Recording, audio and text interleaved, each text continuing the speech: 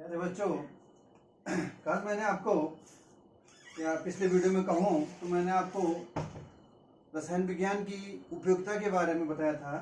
Importance of chemistry क्या है, हमारे जीवन को किस प्रकार से जो है रसायन विज्ञान जो है प्रभावित करता है, और कौन कौन से वे क्षेत्र हैं जहाँ रसायन की पहुँच है, इसके बारे में कल मैंने थोड़ा आपको बताने का प्रयास किया था। आज हम जो है ये देखते हैं कि रसायन विज्ञान की परिभाषा में लास्ट में आपको बताया था रसायन विज्ञान क्या है, और आज हम ये देखते हैं कि रसायन विज्ञान भी जो है कितने प्रकार का, उसको हम क्लासिफाई कैसे कर सकते हैं। रसायन विज्ञान का वर्गीकरण भी हम कर सकते हैं कि कौन कौन से रसायन विज्ञान है, एक ही रसायन विज्ञान नहीं है। हम ये देखेंगे थोड़ा जानकारी के लिए, ये मैं इसलिए बता देना चाह रहा हूँ कभी कि आपको। नंबर 1 होता है अकार्बनिक रसायन। अकार्बनिक रसायन, अकार्बनिक रसायन जिसको हम कहते हैं इनऑर्गेनिक केमिस्ट्री। इनऑर्गेनिक केमिस्ट्री पहला जो है ये हो गया आपका इनऑर्गेनिक केमिस्ट्री। तो ये हो गया पहला जो है। इसको इनऑर्गेनिक केमिस्ट्री क्या है, रसायन विज्ञान की शाखा होगी। रसायन विज्ञान की वह शाखा है जिसमें हम क्या करते हैं, कार्बन के अलावा, कार्बन को छोड़ करके, कार्बन को छोड़कर, कार्बन एक तत्व है, कार्बन को छोड़कर या कार्बन तत्व को या कार्बन के यौगिकों को, कार्बन से जो यौगिक संभव है उनको छोड़ करके हम अन्य का अध्ययन इसमें करते हैं। बिसाइड्स कार्बन, मतलब कहने का कार्बन को छोड़कर या कार्बन के यौगिकों को छोड़ करके, कार्बन की स्टडी नहीं होनी है इसमें। और माने नहीं, कार्बनिक माने जो कार्बन अथवा कार्बन के यौगिकों को छोड़ करके जिसमें अन्य जितने भी तत्व हैं उनकी स्टडी या उनका अध्ययन हम इनऑर्गेनिक केमिस्ट्री में हम करते हैं। यह है इनऑर्गेनिक केमिस्ट्री। नंबर 2 है आपका कार्बनिक रसायन। कार्बनिक रसायन, कार्बनिक रसायन, कार्बनिक रसायन जिसको हम कहते हैं ऑर्गेनिक केमिस्ट्री। तो ऑर्गेनिक केमिस्ट्री क्या है, नाम ही से लग रहा है कि इसमें जो है कार्बन और कार्बन के यौगिक, जो कार्बन होता है और कार्बन के यौगिक, कंपाउंड्स ऑफ कार्बन का इसमें हम अध्ययन करते हैं। मतलब जो कार्बन है, कार्बन की सारी स्टडी इसमें होगी, और कंपाउंड्स ऑफ कार्बन, कार्बन के जो यौगिक होते हैं, कार्बन से बनने वाले बहुत से यौगिक हैं, कार्बन जिनको हम कहते हैं कार्बनिक यौगिकों का अध्ययन हम इसमें करते हैं। कार्बन से बहुत से यौगिक संभव हैं, तो कार्बन और कार्बन से बनने वाले यौगिकों की हम स्टडी जो है हम कार्बनिक रसायन में करते हैं। नंबर 3 हमारे पास है फिजिकल केमिस्ट्री। नंबर 3 होता है जिसको हम कहते हैं भौतिक रसायन। भौतिक रसायन, भौतिक रसायन जिसको हम कहते हैं इंग्लिश में फिजिकल केमिस्ट्री। फिजिकल केमिस्ट्री, ये फिजिकल केमिस्ट्री है। फिजिकल केमिस्ट्री में क्या होता है, देखिए बहुत सी जो केमिकल रिएक्शंस होती है, रासायनिक अभिक्रियाएं होती हैं, जो केमिकल रिएक्शंस हैं या जो रासायनिक अभिक्रियाएं हैं, वे बहुत से नियम होते हैं, अभी बताएंगे हम आपको, और सिद्धांत होते हैं, बहुत से नियमों और सिद्धांतों पर चलते हैं।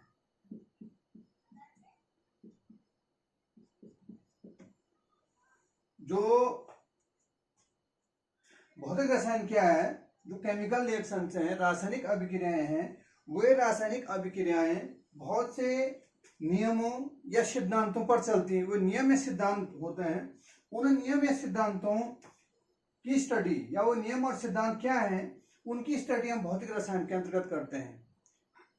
क्या नियम है, क्या सिद्धांत हैं, ये सारी स्टडी जो हम क्या है भौतिक रसायन या फिजिकल केमिस्ट्री के अंतर्गत हम करते हैं। इसके अलावा और भी ये तो मुख्य chemistry, main branch of chemistry, ये मेन ब्रांच है आपकी, मेन मुख्य जो केमिस्ट्री है जो आपकी, वो यही है मेन ब्रांच जिसको हम कहते हैं।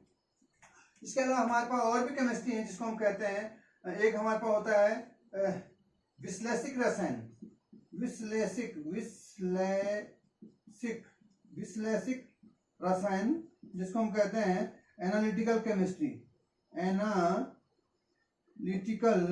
केमिस्ट्री, और मैं इंग्लिश का टर्म्स भी आपको लिख रहा हूँ ताकि आपको आने वाले समय में ये हिंदी इंग्लिश दोनों का ज्ञान होना चाहिए। अब आप हिंदी मीडियम में पढ़ रहे तो इसलिए, अदरवाइज इंग्लिश का ज्ञान बहुत जरूरी है, इसलिए मैं इंग्लिश में भी लिख रहा हूँ।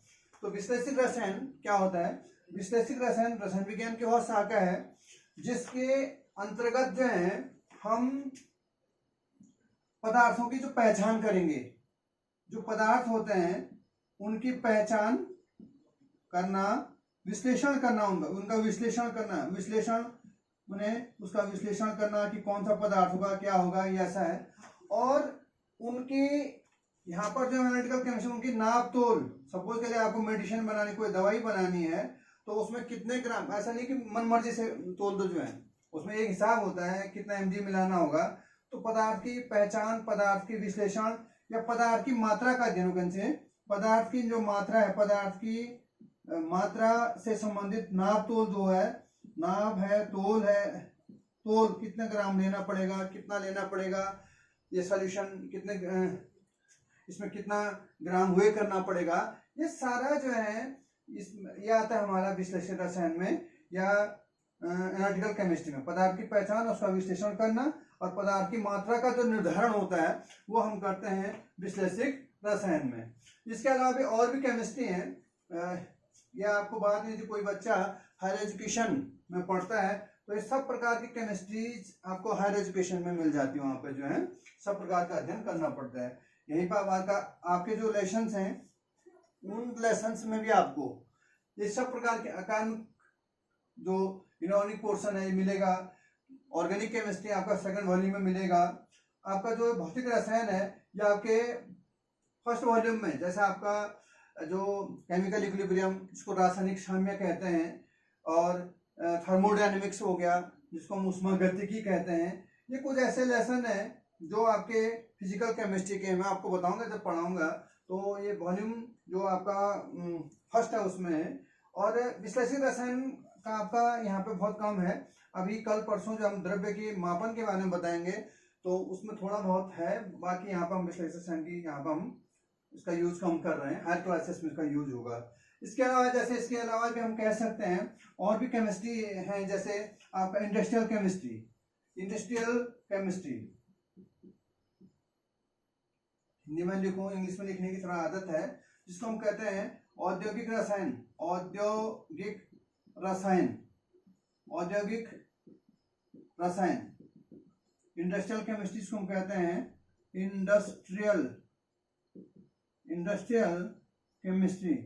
इस इंडस्ट्रियल केमिस्ट्री में क्या होगा, नाम भी से लग रहा है औद्योगिक, माने किसी पदार्थ का बड़े पैमाने पर जो उत्पादन किया जा रहा है उसकी स्टडी, उसमें होने वाले जो केमिकल रिएक्शन है, रासायनिक अभिक्रियाएं हैं, उनका अध्ययन या उनके बारे में जानकारी इंडस्ट्रियल केमिस्ट्री के अंदर होता है। सपोज के लिए कोई भी इंडस्ट्री ले लो, लोहा है सपोज के लिए, तो लोहे की मेटलर्जी संबंधित हम इसमें सारा हम अध्ययन कर लेंगे कि बड़े पैमाने पे हम इसको कैसे उत्पादन करना है।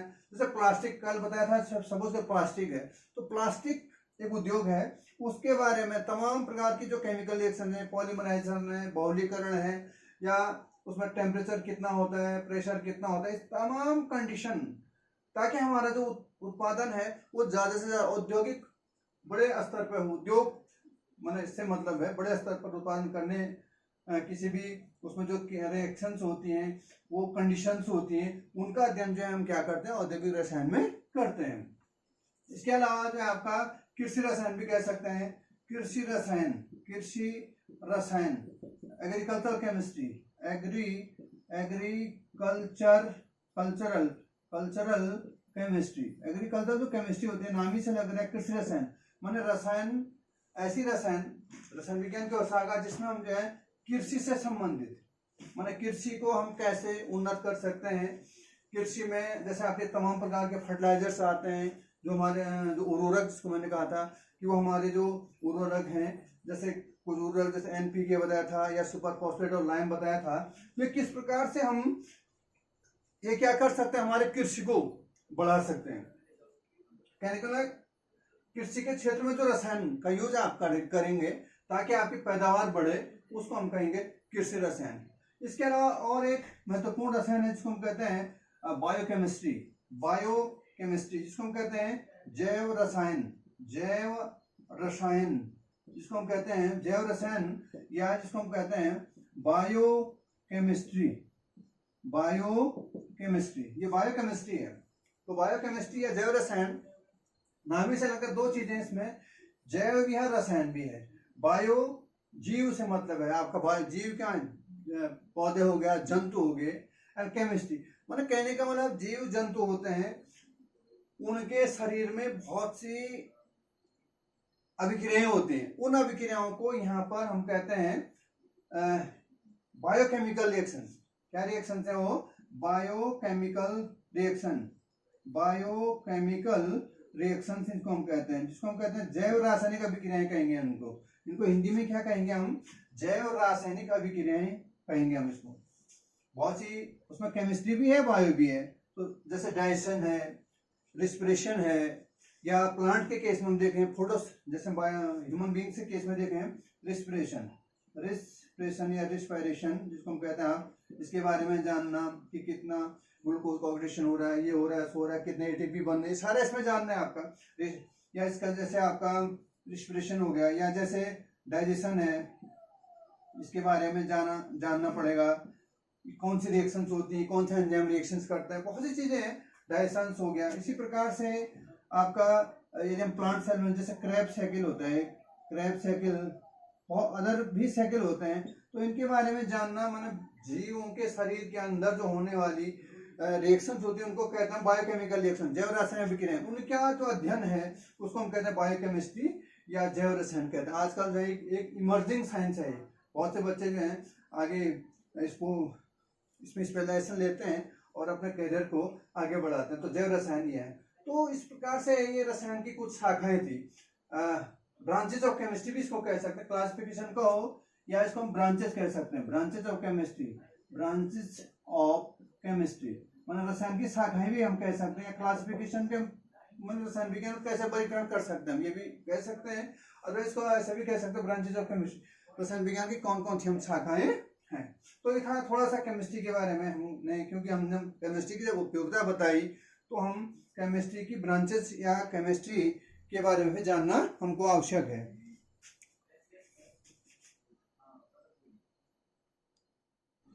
तो अब मैं लेता हूँ नेक्स्ट टाइम भी हमको, देखिए वीडियो में टाइम देखना पड़ता है, ज़्यादा टाइम पर जो है वीडियो फिर सेंड नहीं हो पाती है, इसलिए हम इसको टाइम मैनेजमेंट का भी ध्यान रखना पड़ रहा है।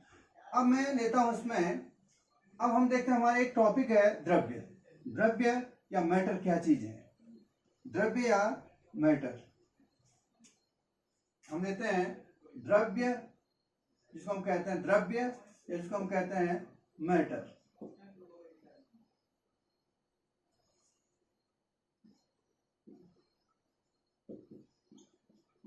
द्रव्य या मैटर क्या चीज है?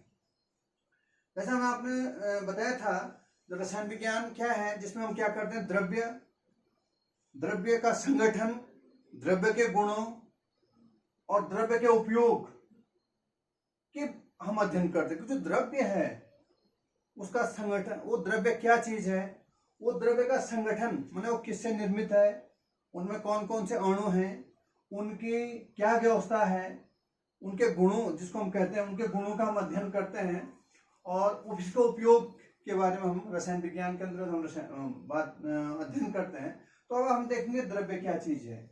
द्रव्य, तो द्रव्य क्या चीज है? एक होता है द्रव, बहुत से बच्चे इसमें कंफ्यूज हो जाते हैं। द्रव जो है, द्रव की एक प्रावस्था है। ये जो द्रव है जिसको हम लिक्विड कहते हैं, लिक्विड वह क्या है, द्रव्य की एक प्रावस्था है। तो इसमें कंफ्यूज नहीं होना है, द्रव्य अलग चीज है, द्रव अलग है। हम कहते हैं द्रव्य, तो हम द्रव्य की परिभाषा देना चाहें तो क्या है, द्रव्य वह है, जो द्रव्य है, द्रव्य वह है, द्रव्य वह है, क्या है, पहला जो स्थान घेरता है, जो क्या करता है, स्थान घेरता है, स्थान घेरेगा जरूर, जो है स्थान घेरता है, जिसका भार होता है, जिसका भार होता है, जिसका भार होता है।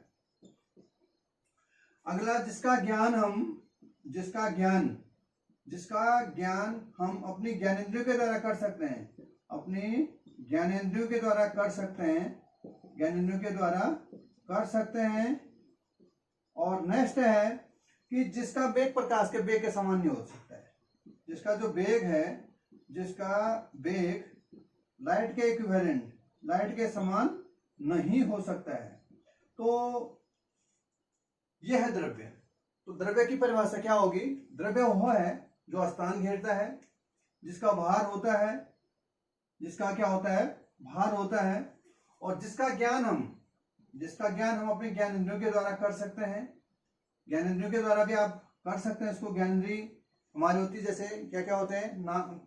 आंख हो गया, त्वचा हो गई, कान हो गया और कान हो गया, इनके द्वारा आप कर सकते हैं।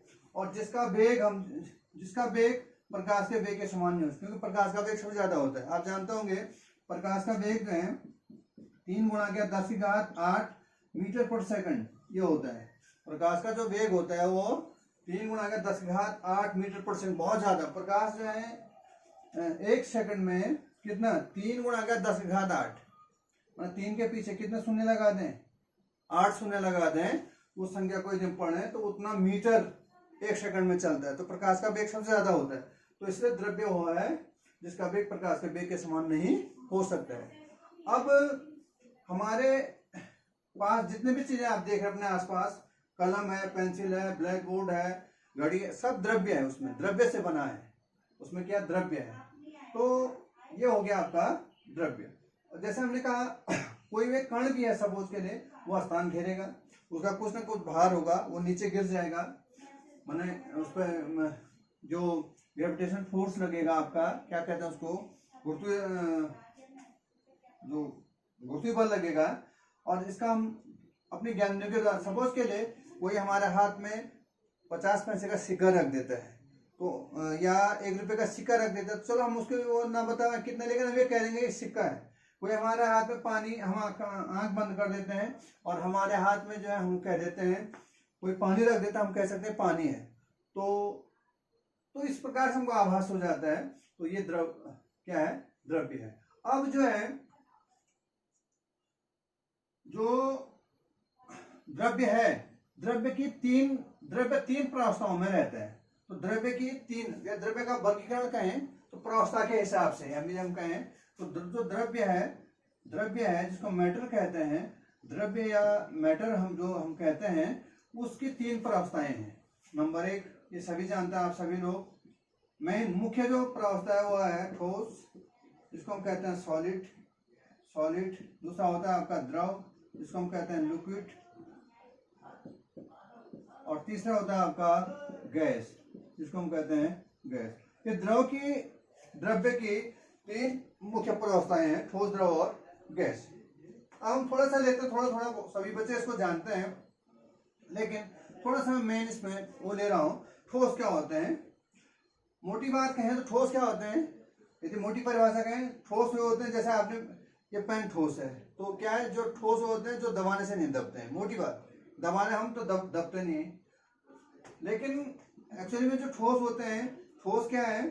ठोस होते हैं जिनका आकार एवं आयतन दोनों क्या होते हैं? निश्चित होते हैं।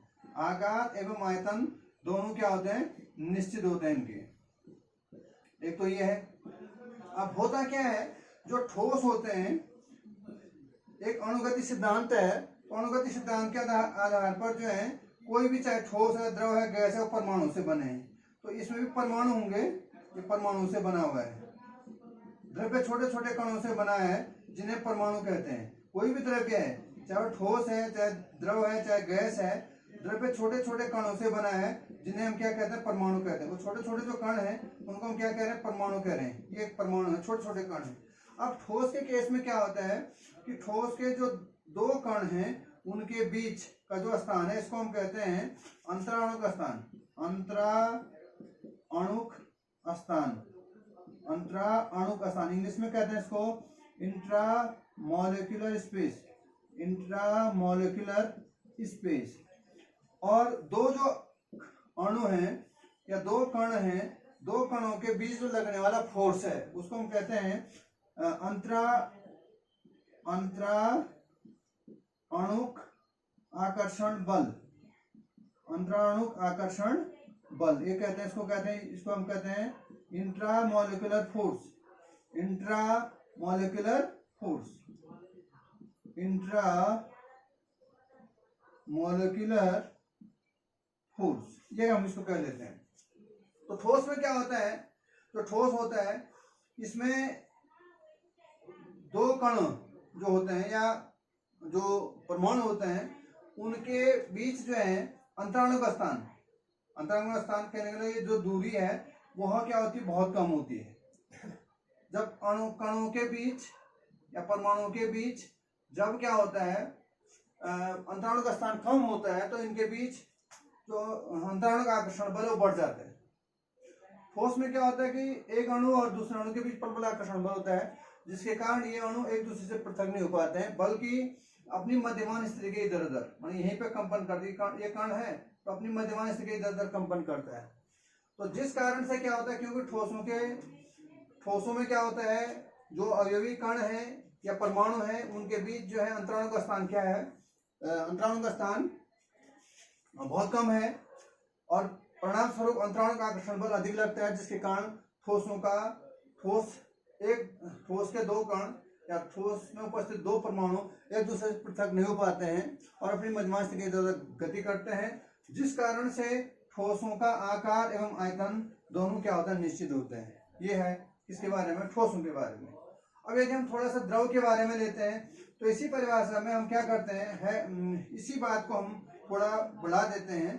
तो इसमें क्या होता है, आकार, इसमें ठोसों का जो द्रव का हम बात कर रहे हैं, अब जो द्रव होते हैं द्रव का आकार अनिश्चित होता है, अनिश्चित आकार अनिश्चित है, लेकिन आयतन क्या होता है, निश्चित होता है। आयतन क्या है, निश्चित है। कहने का मतलब ये होते हैं द्रव जिनका क्या होता है, आकार अनिश्चित और आयतन क्या होता है, निश्चित होता है। कहने का मतलब सपोज के लिए पानी द्रव है तो पानी का आकार अनिश्चित है। कहने का पानी को हम सपोज के मेरे पास 200 ml पानी है, 200 ml है तो मैं इसको सपोज के कटोरी में डालता हूँ तो कटोरे जैसे हो जाएगा और लोटे में डालता हूँ तो लोटे जैसे हो जाएगा। कहने का मतलब आकार इसका बर्तन के आधार पर हो रहा है। किसी बोतल में ले लो तो बोतल के समान हो जाएगा, इसलिए द्रव का आकार अनिश्चित हो गया। आयतन निश्चित है। आयतन का कहने का मतलब चाहे मैंने कटोरी में डाला, चाहे लोटे में डाला, चाहे गिलास में डाला, पानी की मात्रा 200 ml ही है। कहने का मतलब आयतन उसका क्या है, निश्चित है। तो इसलिए हम कह सकते हैं कि द्रव क्या होते हैं जिनका आकार क्या होता है, अनिश्चित होता है, लेकिन आयतन क्या होता है, निश्चित होता है। द्रव क्या कहलाते हैं, द्रव कहलाते हैं। अब द्रव में हम क्या देखते हैं कि द्रव भी क्या कणों से बने हैं। तो इन कणों के बीच, द्रव के कणों के बीच जो है जो अंतराणु का स्थान है ठोस की तुलना में ज्यादा होता है। ठोसों में कम होता है तो द्रव में थोड़ा और अधिक होता है। तो अंतराणु का आकर्षण जो स्थान है वो ज्यादा होने से इनके बीच जो इंट्रा मॉलिक्यूलर फोर्स है ये क्या होगा, कम हो जाएगा, क्योंकि कणों के बीच की दूरी बढ़ गई। तो जो इंट्रा मॉलिक्यूलर फोर्स है उनके बीच लगने वाला अंतराणु आकर्षण बल कम हो जाएगा, जिसके कारण जो है द्रव के दो अणु जो है एक दूसरे पर इतना आकर्षण बल नहीं कर पाते हैं। परिणाम स्वरूप अणु एक दूसरे से दूर हो सकते हैं। इसलिए क्या होता है कि अणु एक दूसरे को नहीं बांध पाते हैं क्योंकि आकर्षण बल में कमी आ जाती है, जिसके परिणाम स्वरूप क्या होता है, द्रव के अणु एक दूसरे पर फिसलते रहते हैं। इसी कारण से जो है द्रव का जो आकार होता है वह निश्चित नहीं होता है और इनको थोड़ा सा गतिज ऊर्जा मिली नहीं, गर्म करने कुछ ऊर्जा दे दें तो ये आकर्षण बल तुरंत ही क्या हो जाता है, टूट जाता है और द्रव जो है क्या होने लगता है, वाष्पित होने लगता है। तो ये तो था थोड़ा द्रव के बारे में। अब यदि हम गैस की हम बात करते हैं तो गैस वह है जिसका आकार भी और आयतन भी, आकार और आयतन दोनों क्या होते हैं, अनिश्चित होते हैं। दोनों अनिश्चित ये होते हैं गैस। माने गैस का जो आकार भी है और आयतन भी है, दोनों क्या होते हैं, अनिश्चित होते हैं। कहने का मतलब जिस बर्तन में गैस को रखोगे उसी का आकार ले लेगा। और आयतन भी क्या नहीं होता है, निश्चित नहीं होता है। आकार और आयतन दोनों अनिश्चित हैं। आयतन में भी क्या होता है, गैस उड़ती रहती है। क्योंकि इसका वजह क्या है, क्योंकि जो गैस होती है, गैस के यदि हम कणों की बात करते हैं तो गैस में जो कण होते हैं बहुत दूर दूर होते हैं। बहुत दूर दूर होने का मतलब है कणों के बीच अंतराणु स्थान, इंट्रामोलिकुलर जो स्पेस है वह क्या होता है, बहुत अधिक होता है। जब अंतराणु का स्थान बहुत ज्यादा होता है तो जिसके परिणाम स्वरूप क्या होता है, गैस के दो कणों के बीच लगने वाला अंतराणु आकर्षण बल जो है क्या हो जाता है, बहुत कम हो जाता है। जितनी दूरी होगी उतना ही आकर्षण बल कम होगा। तो अंतराणक आकर्षण बल कम होने के कारण गैस का एक अणु दूसरे अणु को नहीं बांध पाता है या नहीं बल लगा पाता है, जिसके परिणाम स्वरूप गैस के अणु क्या होते हैं, स्वतंत्र होते हैं। इसी कारण से जो है जो गैस होती है उसका आकार और आयतन क्या होता है, दोनों अनिश्चित होता है। तो था थोड़ा द्रव्य का वर्गीकरण प्रावस्था के आधार पर। हमने द्रव्य को 3 भागों में बांटा प्रावस्था के आधार पर। मुझे लग रहा है वीडियो जो है बड़ी होगी है संभवतः, तो मैं चाहता हूं कि अभी के लिए इतना ही, वीडियो लंबी हो रही है। और नेक्स्ट जो द्रव्य का वर्गीकरण दूसरे ढंग से पुनः मैं कल बताऊंगा, और विश्वास है कि आप इसको पढ़ेंगे और नोट्स बनाएंगे। तो मैं सोचता हूं कि आप इसको आपकी समझ में आया होगा। तो इसको अभी वीडियो को मैं यहीं पे ऑफ करता हूं। Thank you.